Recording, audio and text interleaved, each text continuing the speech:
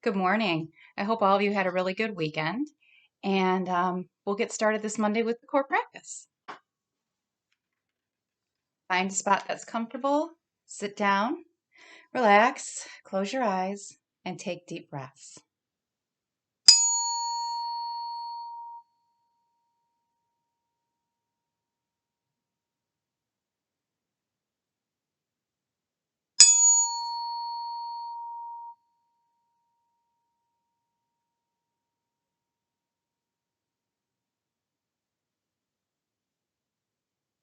Good.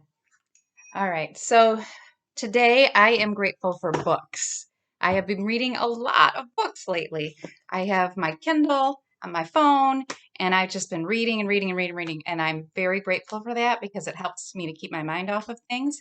So I hope that me reading to you has helped you to do that. And maybe hopefully you're reading some other books at home too. All right.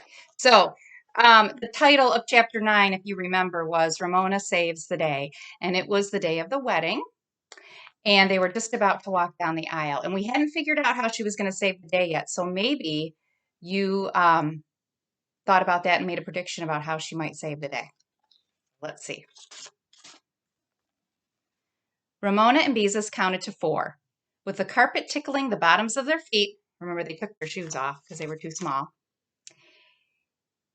their nosegays quivering from nervousness, they followed, slowly and with dignity. Ramona could hear Willa Jean counting to 4 and knew that she was following, and behind her, 4 counts later, Howie. Uncle Hobart and Howie's father, surprisingly handsome, were waiting with the minister at the end of what seemed like a long, long aisle. Suddenly, all the guests rose to their feet. Aunt Bee, on the arm of her father, had entered the church. Her class strained for a glimpse of their teacher. From her place at the front of the church, Ramona could see her aunt, almost floating on the arm of Grandpa Day. Then they, too, took their places. The ceremony began. Grandpa Day gaveth this woman, as the minister called Aunt Bee, to be married and stepped back to the front pew. So much for the father of the bride. All went well, with Ramona happily wiggling her toes inside her socks, until Howie's father tried to lift the wedding ring from the pillow. Unfortunately, Howie's grandmother, not trusting her grandson, had fastened the ring with such tight stitches it would not lift. Mr. Kemp tugged. The ring remained in place. Howie clutched the pillow in a good tight grip while his father yanked. The ring came off the pillow, slipped through his fingers, flew through the air, and disappeared. The guest gasped. The children in the wedding party, instructed not to move, stood like statues. The wedding had come to a standstill. The men in the party began to look around for the ring. Even Aunt Bee took a step back to see if it had rolled under her skirt.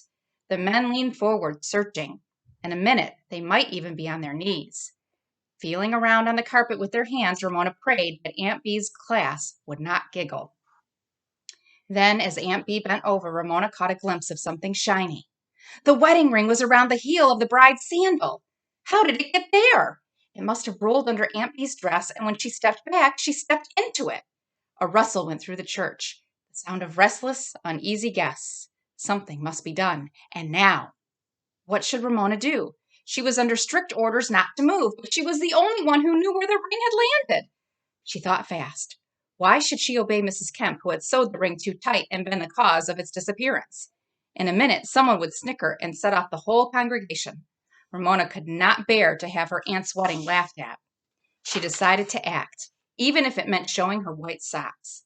Laying her nosegay on the carpet, Ramona got down on her hands and knees, prayed her wreath wouldn't slip, crawled over to her aunt, reached under her skirt, took hold of her ankle, and when the surprised bride looked down, raised her foot and pulled the ring off her heel. Ramona then crawled backward, picked up her nosegay, handed the ring to the best man, and took her place once more, standing like a statue with her wreath still in place. Aunt Bee flashed Ramona a smile, while her lips silently formed the words, "Thank you." Everyone in the church relaxed. The wedding proceeded as if nothing had happened. Oh, that romantic moment when the minister pronounced the couple husband and wife. Uncle Hobart kissed Aunt Bee, and the organ sounded notes of joy. The wedding party sped up the aisle and into the reception hall, where Uncle Howie's grandmother's direction, under Howie's grandmother's direction, they formed a receiving line. And here is Ramona underneath Aunt Bee's dress, finding the ring underneath the heel. That's how she saved the day. Guests trickled in, kissed the bride, congratulated the groom, and told Beezus and Ramona they looked sweet, pretty, charming, and like flowers. A new experience for Ramona, some said. So this is the girl who saved the day, or it's a good thing you found the ring. One said, you were a real little heroine. Ramona smiled modestly. One old gentleman told her she looked as pretty as a speckled pup. Ramona had never been so filled with joy. Aunt Bee's class was shy about kissing the bride, so the bride kissed every one of them. Some said hi to Ramona. Others told her they had heard from her, and others told her they had heard from her from Miss Day, or said it was a good thing she found the ring. Some girls wistfully told her they thought her dress was pretty. Several boys said, how come you're not wearing shoes? Ramona did not mind. She was so happy she felt as if she could stand in the receiving line forever. But of course it came to an end.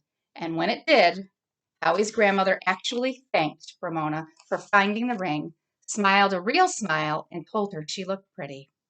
Waiters passed trays of tiny sandwiches, punch, and champagne. Ramona noticed each member of her aunt's class was careful to take only 2 sandwiches, which showed Aunt Bee had told them how to behave. No one spilled punch. Nobody threw up.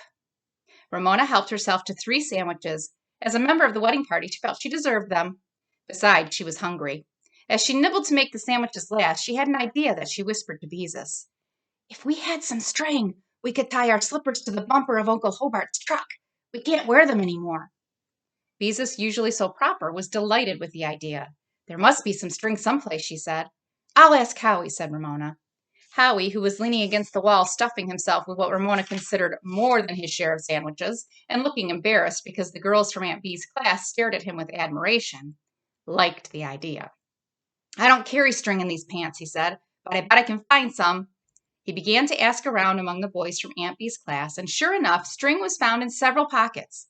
When Ramona pulled the slippers from the flowers, she discovered she did not want to leave the reception. Neither did Beezus. They liked being paid compliments, one after another, and Beezus had noticed a boy her age looking at her as if he wanted to talk to her.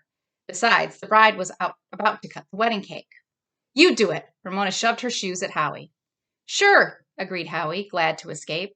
The donors of the string went with him, and by the time the cake was cut, returned looking pleased with themselves and ready for their share of cake.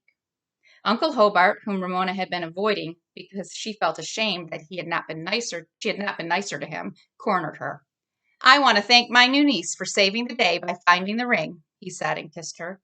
His beard was not as scratchy as she had expected.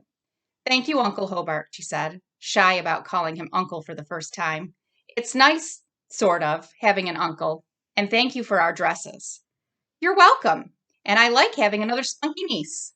Uncle Hobart and Ramona were friends. Peace at last. The bride threw her bouquet, aiming it.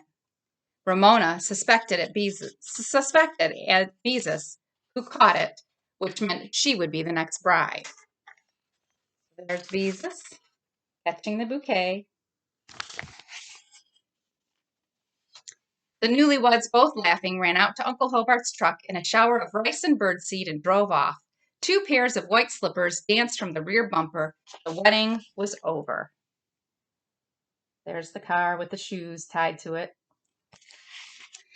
The Quimbys climbed into Grandpa Day's rented limousine and sank back into the rich upholstery with happy sighs. You could make teddy bears out of these seats. They're so soft and furry, thought Ramona. Funny about those white shoes on the back of the truck, remarked Mr. Quimby. They look familiar. The girls burst out into giggles. They hurt, confessed Ramona. They were too tight.